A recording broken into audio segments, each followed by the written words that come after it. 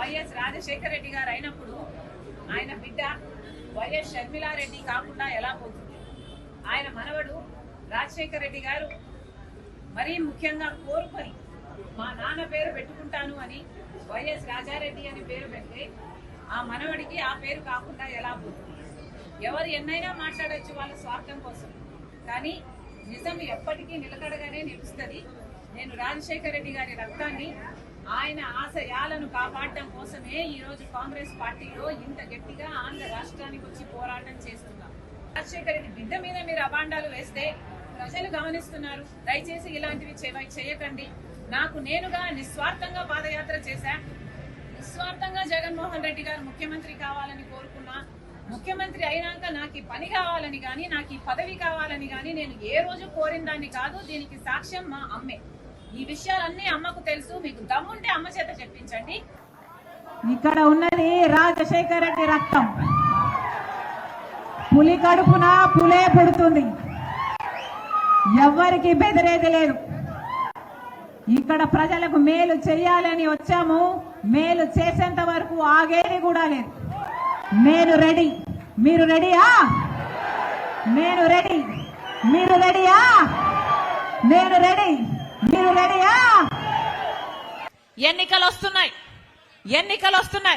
ఈ ఎన్నికల సమయంలో మనం నిర్ణయం తీసుకోవాలి. ఎందుకంటే ఈ ఎన్నికల్లో తీసుకునే నిర్ణయమే మన జీవితాలను మార్చే ఆయుధం. ఓటు అనేది మన చేతుల్లో ఉన్న ఏకైక ఆయుధం, మన జీవితాలను మార్చే ఆయుధం. ఇది ఇప్పుడు మనం మంచి నిర్ణయం తీసుకోకపోతే మన జీవితాలు మారవు, మన భవిష్యత్తు మారదు. ఇదిగో ఈ బిడ్డలున్నారే, ఇక్కడ ఇంతమంది బిడ్డలున్నారే, వీళ్ళకు ఉద్యోగాలు కూడా రావు. ఈ రోజుకి మన రాష్ట్రంలో 19 లక్షల మంది నిరుద్యోగులు ఉన్నారు. ఇదేనా రాజశేఖర రెడ్డి గారు కోరుకున్నది?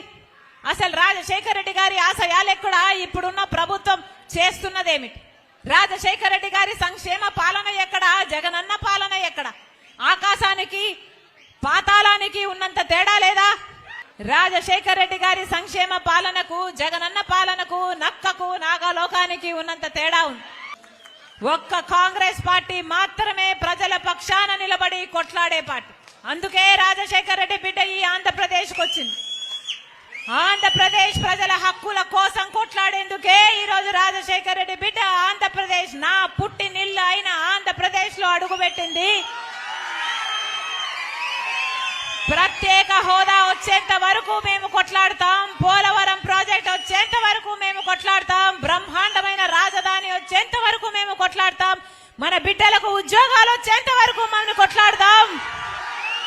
మన రైతులకు రుణమాఫీ కావాలి, వ్యవసాయం పండుగ కావాలి, ప్రతి వర్గము బాగుపడాలి. ఇదే రాజన్న రాజ్యం, ఇదే ఇందిరమ్మ రాజ్యం. ఇవన్నీ సాధించాలి అంటే కాంగ్రెస్ పార్టీ అధికారంలోకి రావాలి అని చెప్పాలి. మళ్ళీ చెప్తున్నా, ఒక్కొక్కరు ఒక్కొక్క సైన్యంలా మారాలి. ఈ 70 రోజులు గట్టిగా పనిచేయండి. బూత్ లెవెల్లో కూడా మన కమిటీలను పెంచుకోవాల్సిన అవసరం ఉంది. ఒక్కొక్కరు కష్టపడి పని చేస్తారని రాజశేఖర రెడ్డి బిడ్డ సంపూర్ణంగా విశ్వసిస్తుంది. ఇప్పుడు షర్మిలమ్మ తెలంగాణలో తెలంగాణ ప్రజల కోసం, పాలేరు ప్రజల కోసం ఆవిడ అక్కడ పార్టీ పెట్టి 4000 కిలోమీటర్ల పాదయాత్ర చేసి తెలంగాణ ప్రజలను ఉద్ధరిస్తానని చెప్పి, రాజశేఖర రెడ్డి బిడ్డనని చెప్పి, రాజశేఖర రెడ్డి గారి ఆశయాలు సాధిస్తానని చెప్పి అక్కడ ఏం చేసిందో తెలంగాణ ప్రజలు, ఆంధ్రప్రదేశ్ ప్రజలు కూడా చూశారు. అక్కడ ఆవిడకి 0% ఓటింగో లేదా 1% ఓటింగ్ ఉండేది. ఆ పార్టీ ఇంకొక 0 ఓటింగ్ ఉన్నటువంటి పార్టీలు విలీనం చేసి ఇక్కడికి వచ్చి ఆవిడ మళ్ళీ ఇక్కడ కూడా సేమ్ డైలాగులు, ఆంధ్రప్రదేశ్ కోసమే పుట్టాను, ఆంధ్రప్రదేశ్ ఉద్ధరిత పుట్టాను. 2014లో వైఎస్ఆర్ కాంగ్రెస్ పార్టీ ఓడిపోయి 23 సీట్లు, 23 మంది ఎమ్మెల్యేలను చంద్రబాబు తీసుకుని వెళ్ళిపోతే జగన్మోహన్ రెడ్డి గారు ఇడుపులపై నుంచి ఇచ్చేపురం వరకు పాదయాత్ర చేశాడు. ఆ పాదయాత్రలో ఆవిడ ఎక్కడన్నా పాల్గొందా? లేకపోతే వైఎస్ఆర్ కాంగ్రెస్ పార్టీ కోసం, కార్యకర్తల కోసం, నాయకుల కోసం, కార్యకర్తల మీద, నాయకుల మీద దాడులు జరిగి చంద్రబాబు నాయుడు ఆధ్వర్యంలో తెలుగుదేశం పార్టీ నాయకుల్ని చంపితే, కార్యకర్తలను చంపితే ఆవిడ ఎక్కడికన్నా వచ్చిందా? 5 సంవత్సరాల్లో 20 రోజులు ఎలక్షన్ నోటిఫికేషన్ వచ్చినాక 20 రోజులు బస్సులో ఆవిడ ఒక 40 మీటింగులు చెప్పింది. ఆవిడ 20 మీటింగులు, 20 రోజులు, 40 రోజులు 40 మీటింగులు చెబితే వైఎస్ఆర్ కాంగ్రెస్ పార్టీకి 151 సీట్లు వచ్చినాయి. జగన్మోహన్ రెడ్డి గారు 16 నెలలు జైల్లో ఉంటే ఆవిడ 7 నెలలు పాదయాత్ర చేసింది. ఆవిడ పాదయాత్ర చేయగానే ఆవిడ గెలిపించేసిందా 2014 వైఎస్ఆర్ కాంగ్రెస్ పార్టీని? నేను కష్టపడ్డానంటే ఎవరి కోసం కష్టపడింది ఆవిడ? ఈ రాష్ట్ర ప్రజల కోసం కష్టపడింది, అన్న కోసం కష్టపడ్డాను, నిస్వార్థంగా కష్టపడ్డానని చెబుతుంది. నిస్వార్థంగా కష్టపడినప్పుడు ఇప్పుడు ఈ రోజు వచ్చి 4 సంవత్సరాలకి ఇంకా ఎన్నికలు 3 నెలలు ఉందనగా స్టీల్ ప్లాంట్ ప్రైవేటీకరణ చేసేస్తున్నాడు మోడీ. ఏం చేయాలి? ఈవిడ నిన్న లేఖ రాసింది. మేము ఇట్లాంటి లేఖలు 100 రాసాం. ఇటువంటి లేఖలు 100 రాసాం.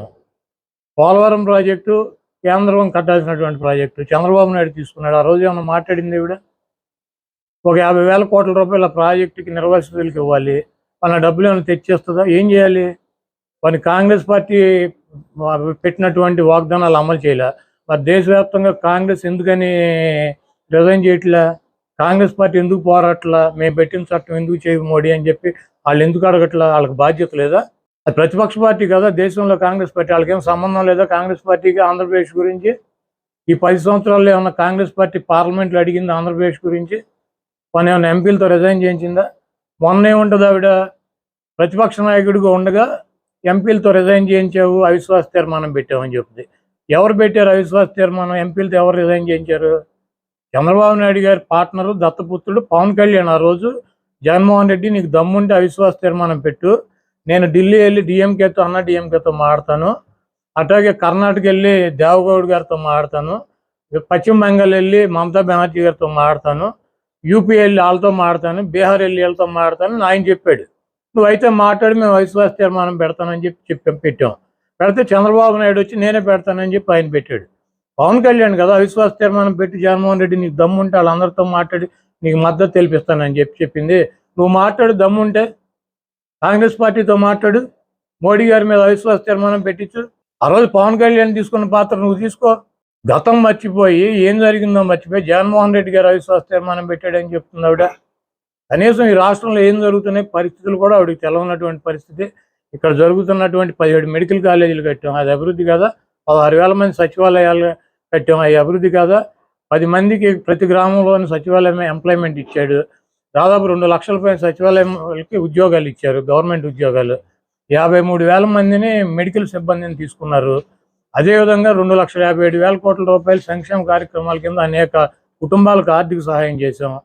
అదేవిధంగా 4 షిప్ పోర్టులు రన్నింగ్లో ఉన్నాయి, కడుతున్నారు.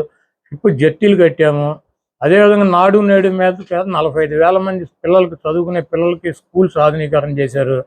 వాళ్ళకి మంచి బట్టలు, బూట్లు, వాళ్ళకి ఇంగ్లీష్ మీడియం, వాళ్ళకి ఉన్నతమైనటువంటి విద్య చెప్పించేటువంటి కార్యక్రమం, వాళ్ళకి భోజనాలు పెట్టేటువంటి కార్యక్రమం. ఆరోగ్యశ్రీలో రాజశేఖర రెడ్డి గారు పెట్టిన 1000 అంబులెన్సులు తీసుకొచ్చారు. చంద్రబాబు నాయుడు మూల పడేస్తే 104లు ఇంటింటికి వెళ్ళి మెడికల్ క్యాంపులు పెట్టి ఆరోగ్యాన్ని రాజశేఖర రెడ్డి గారి పేరు పెట్టి వైఎస్ఆర్ ఆరోగ్యశ్రీ దాని పేరు.